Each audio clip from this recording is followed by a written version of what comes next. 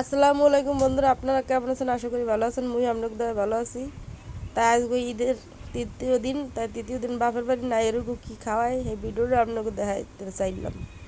তা যদি ভিডিওটা জানতে হয় যে ভিডিওতে কী কী আছে, তাহলে সম্পূর্ণ ভিডিওটাই দেখতে হবে। তা রান্না বান্না চলে গেলাম। তা বাজার কী কী আনছে, মাছ মুরগি মাংস টাংস ঝ্যান যা এত আপনাকে দেখাইলাম। তাই আগে রান্না বান্না চড়াই দিয়ে এই জন্য আমি গরু গোষ্ঠ আগে চড়াই দিতে আসি, বুঝছেন। তা মাহাই যে হয়ে গরু গোষ্ঠ মশলা মাহাই যে একটু চড়াই দিছি, কিন্তু চড়াই দিয়েছিলাম কড়াইতে, এখন পাল্টাই দিছি। এই হেতে পাতি কড়াইতে লাড়তে সাথে সমস্যায় বেশি, এই জন্য আমি এটা পাতিলে দিছি চড়াইয়া। এই যে মশলা বুনে মাংস টাংস দিয়ে বুনে এর পরে আলু দিয়ে দিছি। মুখ বরিশালে গরু গোছ বেশি মাহাই হয়ে রান্ধে। আপনার কোন জেলায় কিরাম রান্ধে সেটা মুখ কমেন্টে জানেন। এদিকে আমি মুরগি কটা হয়ে গেছে, আর রোস্টের জন্য মুরগিটা ভাজতে আছি।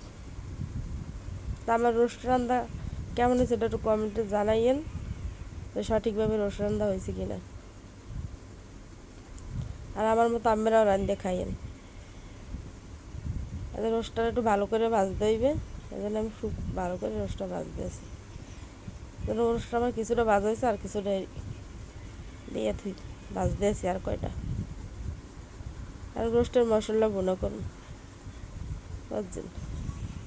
এই জন্য মশলা সব দিয়ে রোস্টের মশলাটা বলতে আছি সুন্দর করে। রোস্টের মশলাটা আমার প্রায় বোনা হয়ে গেছে, আর আমি রোস্টের যে বাজ্যে থাকা মাংসগুলো এগুলো দিয়ে দিতে আসি। তাই মাংসগুলো দিয়ে সুন্দর করে লাড়ে ছেড়েলাম।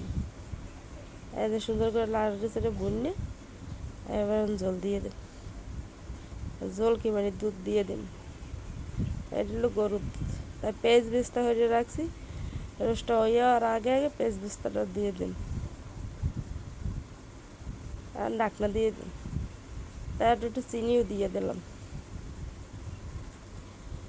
প্রচণ্ড গরম, এই গরমে বাইরে বেয়ে রাঁধতে অনেক কষ্ট রোদে।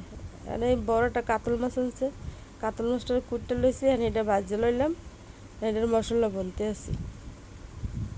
আর ওই পাশে পোলাও চড়াই দিছি বন্ধুরা। ভাত তো ইয়ে গেছি। এই যে মাছটা দিয়ে এই সুন্দর করে মশলার মধ্যে জল দিয়ে বুনা বুনা হতে আসি। টমেটোও দিছি কাটটা। তবে সে সময় রান্না হয়ে গেছে। এগুলো গরু গোশ, এগুলো রোস্ট, এগুলো মাছ, আর পোলাওটা ওই পাশে আছে, ফ্যানের তলা ধুয়ে দিছি। আমার রান্না কেমন হয়েছে কীরকম হয়েছে কমেন্টের করে জানাইয়েন। ভিডিওটা শেষ পর্যন্ত দেওয়ার অনুরোধ রইল। ভালো লাগলে লাইক শেয়ার কমেন্ট।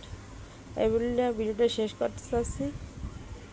আপনাদের সবার দাওয়াত রইল, বরিশালে আসবেন, রান্না করে খাওয়াবো। সবাই দোয়া করেন, সবার প্রতি দোয়া রইল। আল্লাহ হাফেজ।